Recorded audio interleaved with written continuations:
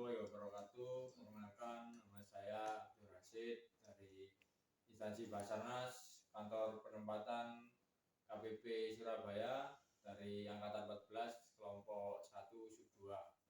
Di sini saya akan memberikan podcast dengan senior saya yaitu Pak Chandra Kristiawan yang dari Kediri angkatan 2009 ya Pak? Ya, 2009. Ya. Di sini saya akan melakukan podcast tentang nilai-nilai berakhlak ini Pak. Salah satunya ya ini tentang kolaboratif. Nah, boleh diceritakan sedikit tentang pengalaman kerjasama antara instansi pada saat operasi SAR terjadi? Mas Rashid ya. Ya. Terima kasih. Sedikit bercerita saja. Ketika kita sudah terjun operasi SAR di lapangan, memang kita harus istilahnya harus bukan membaur tapi lebih kompak lagi atau sinergi sama potensi SAR ya. Di situ memang banyak sekali kalau memang sudah ada namanya, kalau sudah dibuka posko SAR ya, di situ nanti pasti akan datang namanya ada relawan, ada potensi SAR dari tentara ya, dari polisi ya, dari potensi SAR lainnya yang sudah pernah kita didik di Basarnas.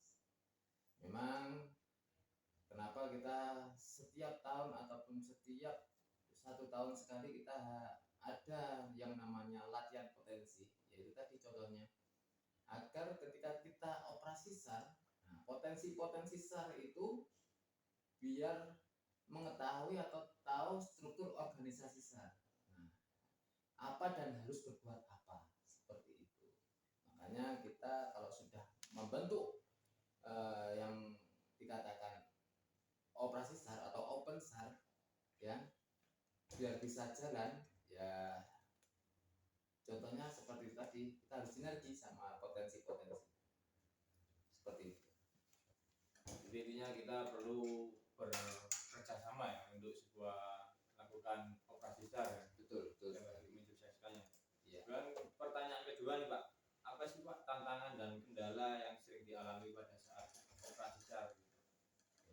Kalau untuk kendala ataupun tantangan yang ketika kita operasi SAR ya, yang namanya tim Basarnas ini kan memang harus multi talent dan harus bisa semua ya.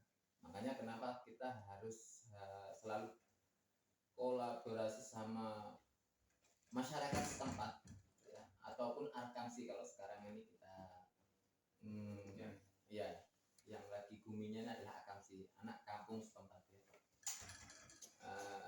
Kita harus mendalami atau membawa sama teman-teman di mana lokasi warga lokal itu ya, untuk dijadikan guide kita ya.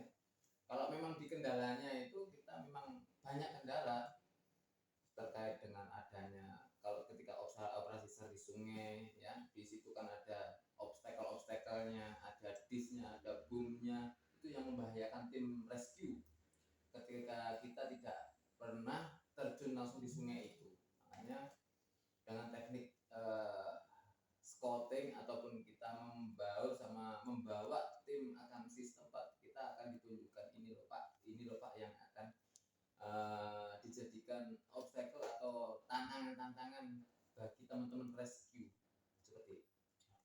Jadi intinya kita membutuhkan bantuan akamsi untuk mengetahui medan yang akan kita hadapi pada saat operasi SAR. Betul sekali. Ya. Ya, selanjutnya ini Pak, tentunya kan Bapak sudah banyak pengalaman nih. Apa sih Pak pengalaman yang paling berkesan pada saat berkolaborasi dengan seluruh potensi maupun relawan saat operasi SAR? Terima kasih. Ini saya ceritakan sedikit yang berkesan sekali ya, apalagi di Indonesia, dan itu pun saya ketika operasi di Kediri, di tanah longsor Kediri kemarin, banjir bandang juga itu. Alhamdulillah potensinya itu berjalan dengan sesuai tusinya ya. Di situ ada TNI, Polri ya, ada Tagana ya kan, ada BPBD, ada relawan ya. Kalau untuk TNI Polri memang tugasnya dia mengamankan jalur jalan ya, sama polisi juga. Dan untuk rekan-rekan potensi SAR itu memang di bawah naungan kita, dia menyesuaikan dengan struktur ataupun rank up kita, yaitu berjalan dengan normal sesuai dengan rank up yang dibuatkan dari Surabaya ataupun kantor SAR Surabaya ini. Yang ketiganya ada Tagana. Jadi Tagana itu fokus ke dapur umum, Mas Rashid. Jadi untuk Tagana itu menyiapkan logistik pagi, siang, dan malam. Jadi kita sebagai tim rescue sudah tidak bingung lagi untuk mencari makan, untuk mengakomodasi terkait makanan, logistik yang ada di tempat bencana tersebut atau musibah tersebut. Kebetulan kemarin kita pencarian satu orang hilang, memang dia sudah tua, posisinya dia di kamar karena ada banjir bandang, dia tidak sempat menyelamatkan diri, akhirnya dia hilang terkena banjir bandang itu. Alhamdulillah potensi yang ada di Kediri itu berjalan sesuai dengan tusinya masing-masing. Seperti itu. Ya, itulah sedikit pengalaman dari Pak Chandra. Yang terakhir nih Pak, untuk kami nih, adakah tip atau pesan untuk rekan-rekan JPNS yang nantinya juga akan terjun dalam operasi SAR? Oke, untuk rekan-rekan, untuk tipsnya, ketika kita sudah terjun ke operasi SAR atau ke lapangan, ya, kita siapkan dulu untuk kekuatan kita yang pertama, ya kan? Yang keduanya skill kita, ya. Makanya kenapa teman-teman baru ini harus selalu diasah skillnya, seperti itu, agar kita tidak istilahnya tidak ada insiden. Kita tidak minta tidak ada insiden ketika kita di lapangan. Makanya ketika tidak ada operasi SAR, sering-seringlah berlatih ya di di kantor SAR Surabaya ini. Sering-seringlah berlatih, asahlah ilmu sama senior-senior, seperti itu. Jadi ketika sudah di lapangan, teman-teman udah nggak kaget lagi.